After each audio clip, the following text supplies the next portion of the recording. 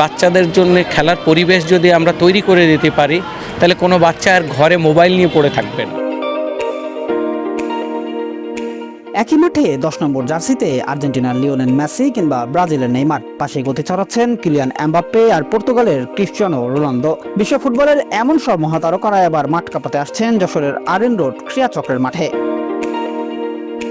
শুনতে অবিশ্বাস্য মনে হলেও ঠিক এমন এক রূপকথার দৃশ্য সত্যি হতে যাচ্ছে রিপন অটোস জুনিয়র বিশ্বকাপ ফুটবল 2026-এর আয়োজনে।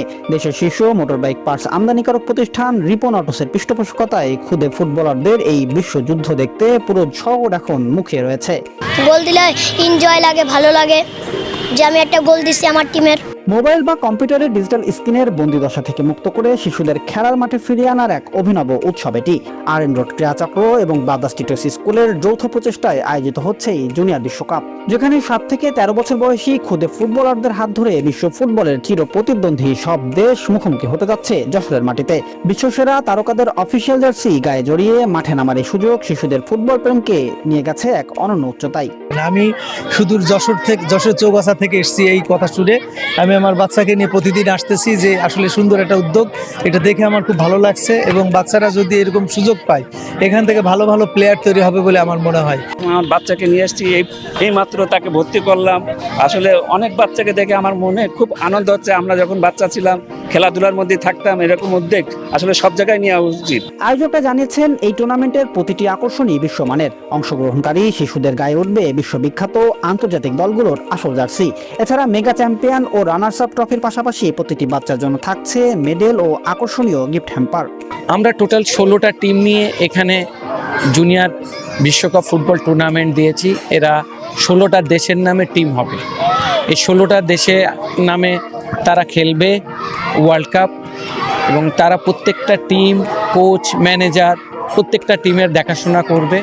এবং একটা টিমে যেভাবে খেলা হয়, একটা টুর্নামেন্ট যেভাবে পরিচালনা করা হয়, তারা এই শিশু বয়সে এই ফিলটা করবে। তাদের টিম নিয়ে ফিল করবে, ক্যাপ্টেনশিপ নিয়ে ফিল করবে, ইউনিটি নিয়ে ফিল করবে। এগুলো সব কিছু তাদের আগামী ভবিষ্যৎ গড়ার ক্ষেত্রে গুরুত্বপূর্ণ ভূমিকা পালন করবে। ইতিমধ্যে গত 26 থেকে 28 জুনের জমজমাট সিলেকশন পর্ব শেষে দল গঠনের কাজ সম্পন্ন হয়েছে। 30 জুন আনুষ্ঠানিকভাবে শিশুদের হাতে তুলে দেওয়া হবে তাদের স্বপ্নের জার্সি। এরপর আগামী 1 থেকে 10 জুলাই পর্যন্ত অভিজ্ঞ কোচের অধীনে চলবে 10 দিনের ফ্রি ফুটবল ক্যাম্প। সমাজে প্রত্যেকটা স্তরের মানুষকে অনুরোধ করব আমরা এই বিষয়ে তারা এগিয়ে আসবে। আমাদের অনেক মাঠের অভাব, যার জন্য এই বাচ্চারা কোথাও যেতে পারছে না, খেলতে পারছে না, তার প্রতিভা বিকাশ ঘটছে না। এই না ঘটার কারণে, তাদের এই মাঠ না দিতে পারার কারণে তারা ঘরমুখী হচ্ছে, মোবাইলমুখী হচ্ছে, তারা নানা ধরনের বয়সের সাথে সাথে অপকর্মের সাথে জড়িয়ে পড়ছে। তো এটা সামাজিকভাবে আমাদের সকলের দায়িত্ব যে তাদেরকে সময় দেওয়া। আমরা যদি 7 থেকে 10 বছর, 12 বছর, 14 বছর এইভাবে প্রত্যেকটা এজের শিশুদেরকে তাদের বয়সের সাথে একটা সুন্দর এনভায়রনমেন্টের সাথে যদি আমরা পরিচয় করিয়ে দিতে পারি, তাহলে ইনশাল্লাহ আগামীর যে বাংলাদেশ আমরা চিন্তা করছি যে একটা সুন্দর আর গঠনমূলক বাংলাদেশ হবে, তা শুরুটা অন্তত এভাবে হতে পারে বলে আমার মনে হয়।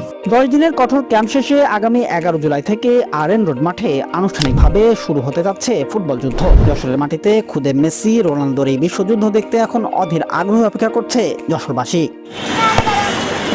সুবর্ণভূমি ডেস্ক, যশোর।